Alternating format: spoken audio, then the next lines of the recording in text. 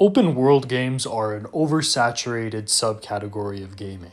We've gotten so many in the last 10 years that I don't think you, or anyone really could list them all based off of memory.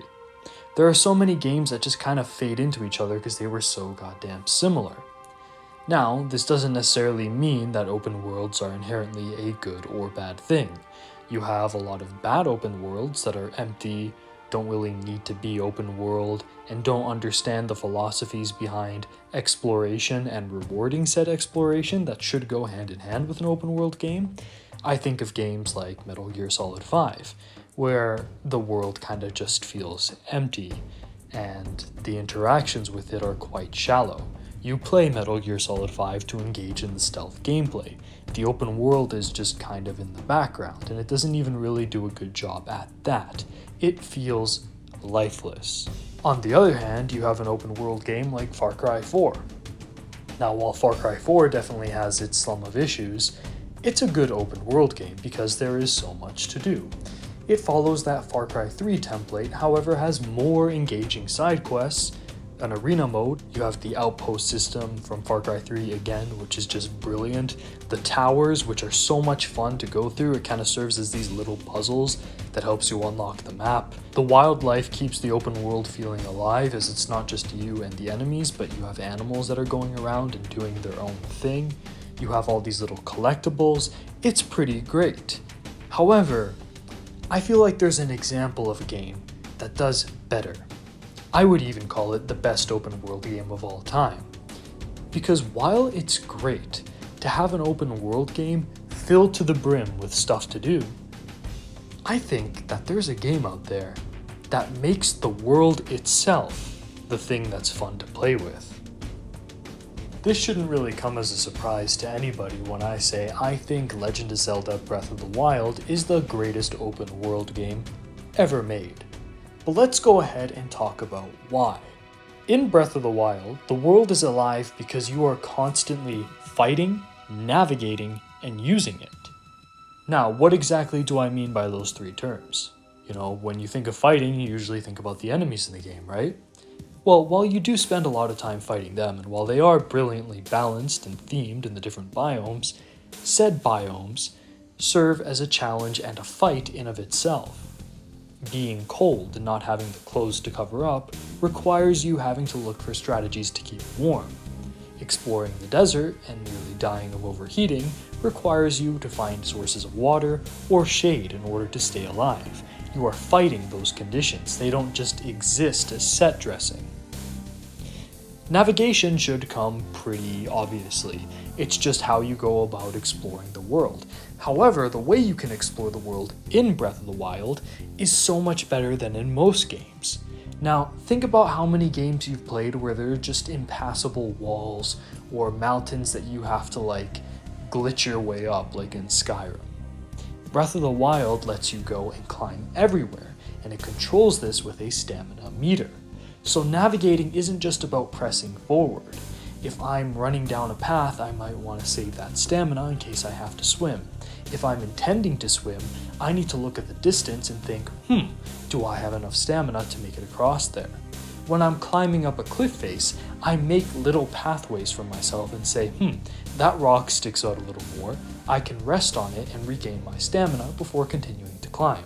So there is thought, effort, engagement, and fun in the basic act of navigating. And then the last point, when I said that you are constantly using the open world, I'm of course referring to the scavenging and foraging that you'll do while going about it.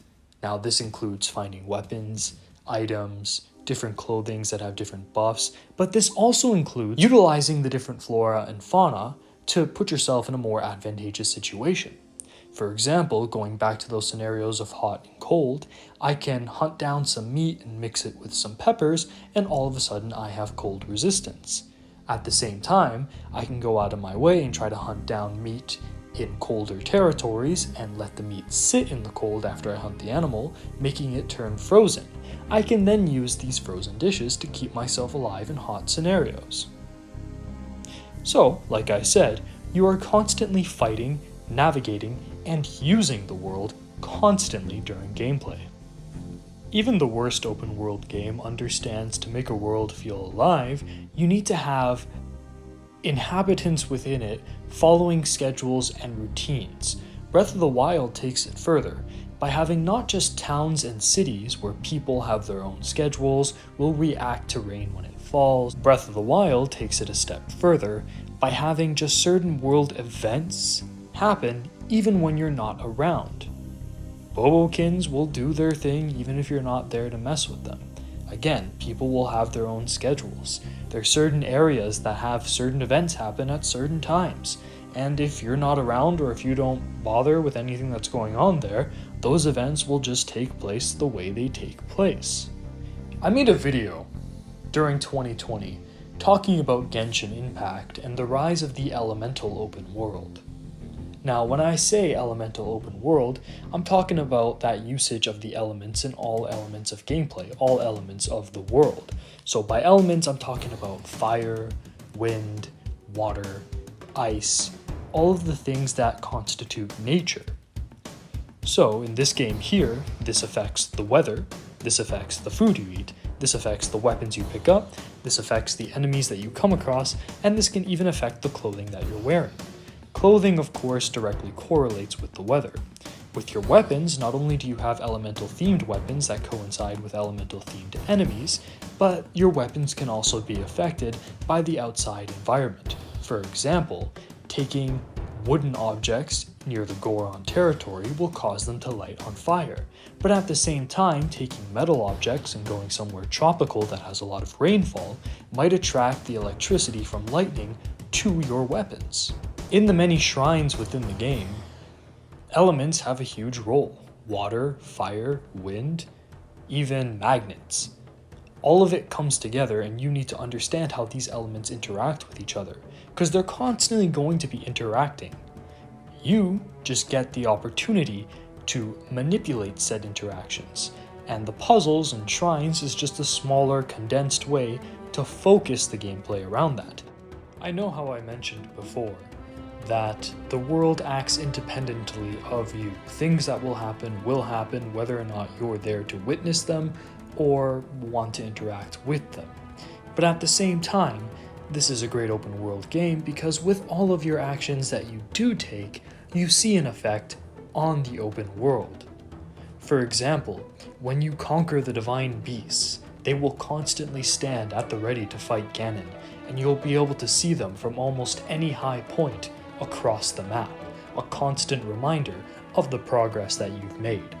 Unlocking the towers and filling up the map is something taken from the brilliant Far Cry 3 formula.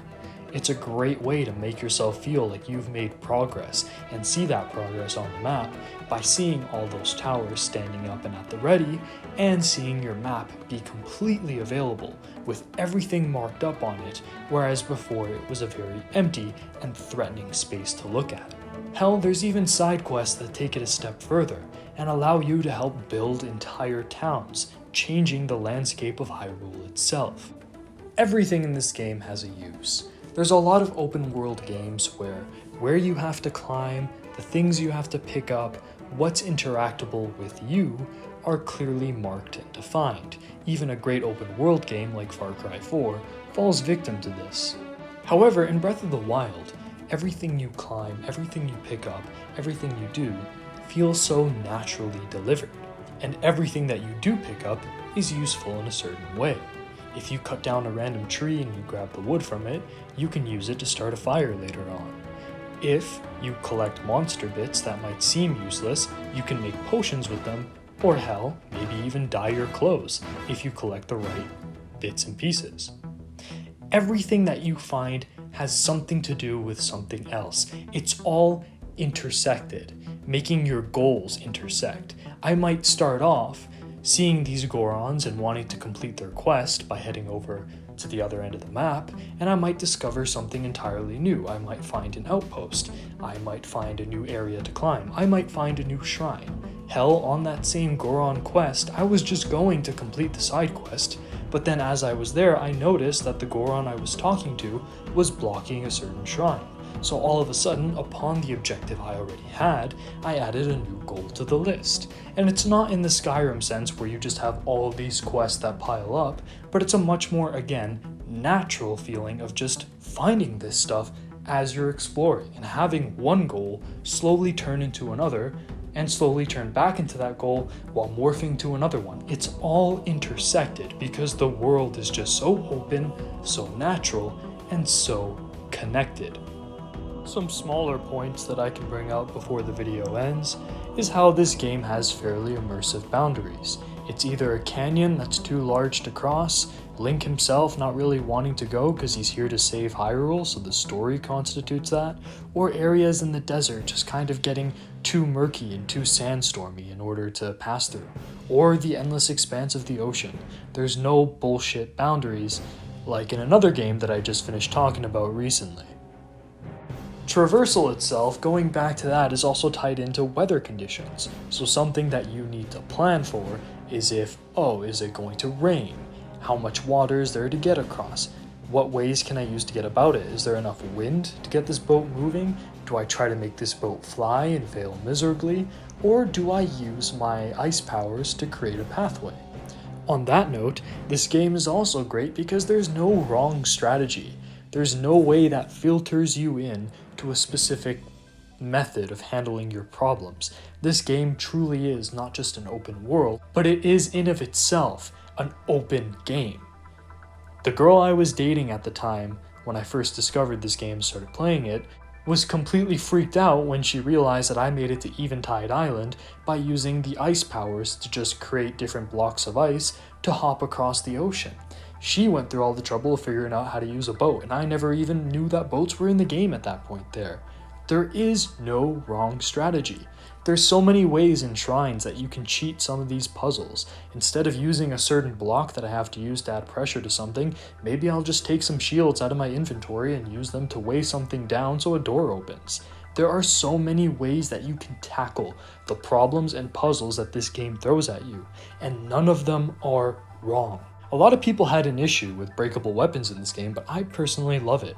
It forces me to try out new strategies and use different weapons, and it forces me to get to know the roles that all of these different weapons play.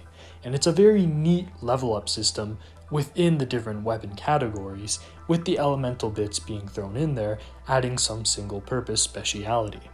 And then of course, lastly, the enemy design is fantastic, again tying directly into the different elements and reinforcing that idea of all of these things that you see throughout the world are there to happen in front of you, are there to challenge you, and are there for you to be able to master and manipulate later on.